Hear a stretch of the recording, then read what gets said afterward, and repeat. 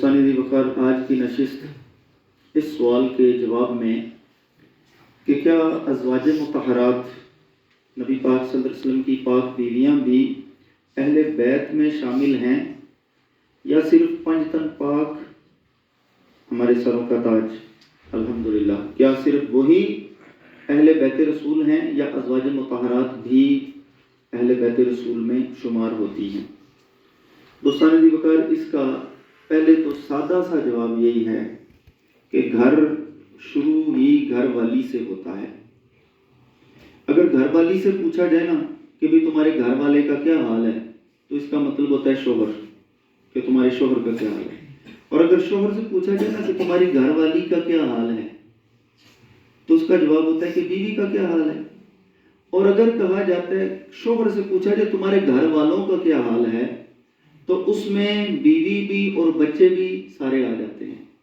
یہاں تک کہ اگر دادا سے بھی پوچھا جائے نا کہ آپ کے گھر والوں کا کیا حال ہے، اور دادا کے زیر نگرانی اگر پوتے پوتیاں بھی ہیں اور اگر وہاں پہ نواسے نواسیاں بھی آئے ہوئے ہیں، تو وہ سارے گھر والوں میں آ جاتے ہیں۔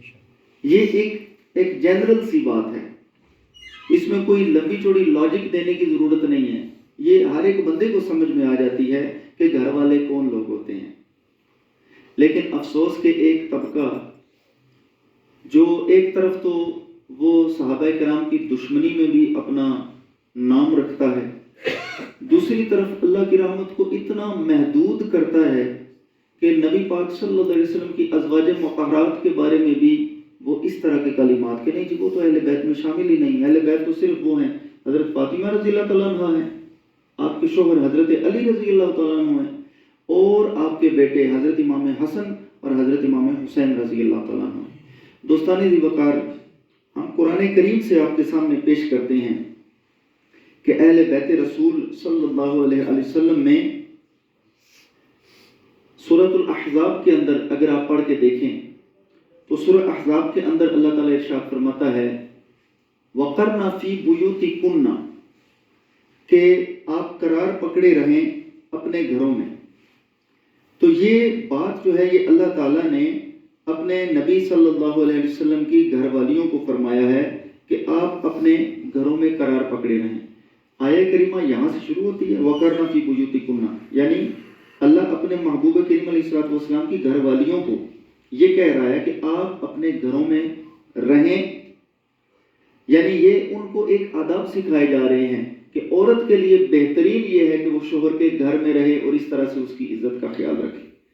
اور اس آیہ کریمہ کا آخری حصہ ہے انما یرید اللہ لیذھب عنکم الرجس اہل البیت لیطہرکم تطہیرا، کہ بے شک اللہ تعالیٰ نے تو ارادہ فرما دیا ہے اے نبی کے گھر والو کہ تم سے ہر طرح کی ناپاکی کو دور کر دے اور تمہیں ایسا پاک کر دے جیسا پاک کیے جانے کا حق ہے، خوب خوب پاک صاف ستھرا کر دے۔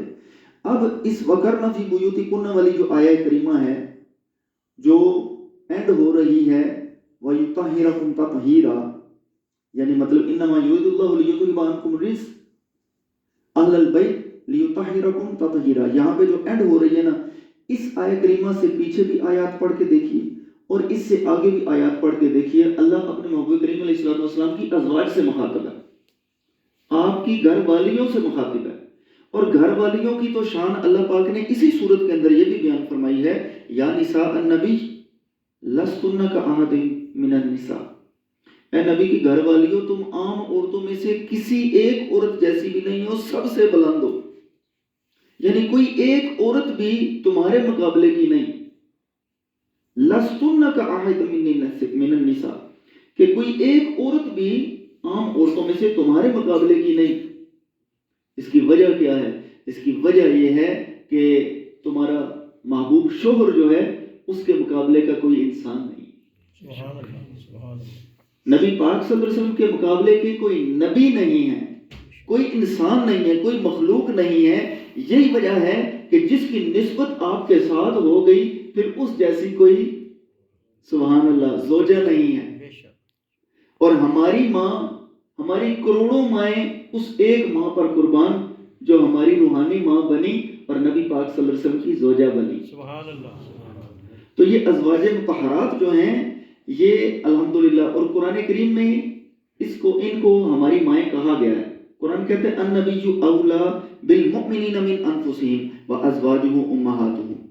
نبی مومنوں کی جانوں سے بھی ان کے قریب ہیں اور ان کی جو ازواج ہیں وہ ایمان والوں کی مائیں ہیں. سبحان اللہ. اب ایک طرف ایمان والوں کی مائیں ہیں. کیوں مائیں ہیں؟ اس لیے کہ ایمان والوں کے روحانی باپ، کیونکہ ہر جو نبی ہوتا ہے نا وہ اپنی امت کا روحانی باپ ہوتا ہے. تو نبی پاک صلی اللہ علیہ وسلم اپنی مبارک امت کے روحانی باپ ہوئے. تو آپ کی جو ازواج ہیں وہ ہماری روحانی مائیں ہوئی. تو ان کا مقام ہماری حقیقی ماؤں سے بھی زیادہ ہے. ان کی عزت ہماری حقیقی ماں سے بھی زیادہ ہے. وہ پرلے درجے کا حرامی ہوتا ہے. یقین کیجئے میں منبر رسول پہ یہ کہہ رہا ہوں کہ وہ بندہ پرلے درجے کا حرامی ہوتا ہے جو اپنی ماں کے کردار کے بارے میں غلط بات کرے.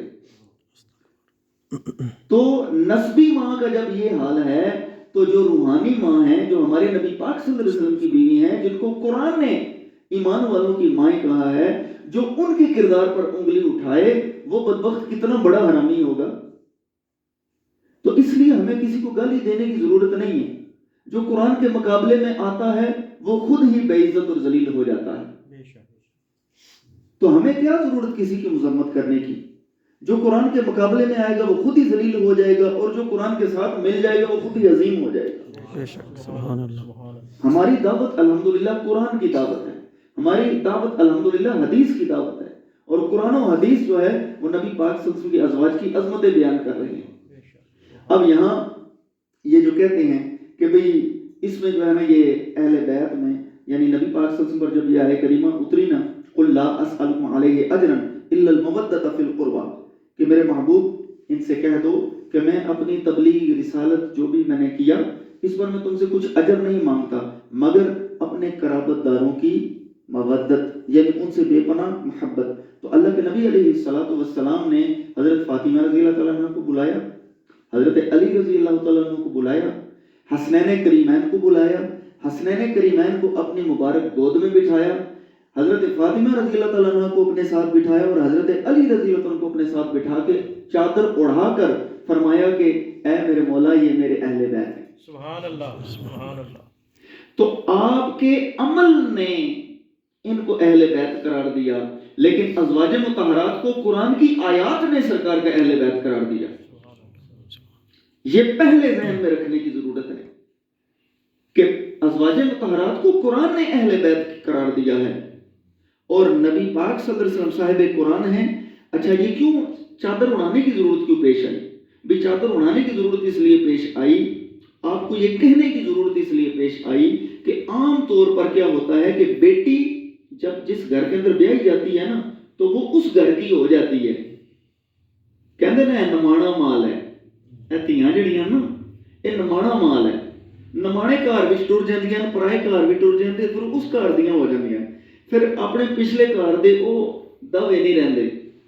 تو حضرت فاطمہ رضی اللہ تعالیٰ نے مولا علی کے گھر چلی گئی ہیں. تو قاعدہ کیا ہے؟ قاعدہ یہ ہے کہ نسل باپ کی چلتی ہے. اگر باپ ہو راجپوت، ماں ہو چودھری، تو جو بچے ہوں گے وہ کہلائیں گے راجپوت، بچے چودھری نہیں کہلاتے. یہ ایک مسلمہ اصول ہے.